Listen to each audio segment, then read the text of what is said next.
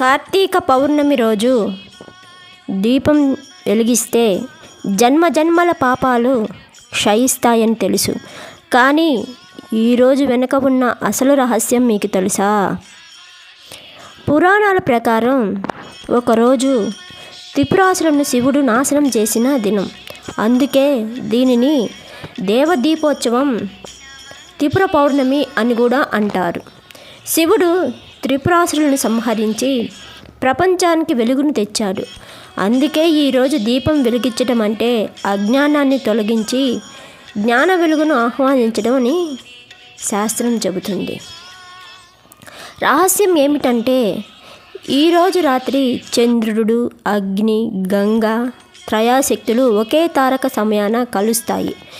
ఈ సమయాన దీపం వెలిగిస్తే మన ఇంటి వాతావరణం, మన జీవితం, మన ఆత్మ కూడా శుద్ధమవుతాయి, పరిశుద్ధంగా మారతాయి.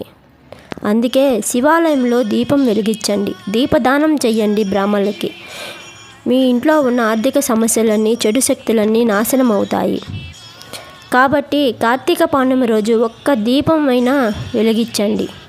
దివ్యజ్ఞానపు దీపం వెలిగించుకోండి, శివానందం పొందండి. ఓం నమః శివాయ అని 108 సార్లు జపించండి.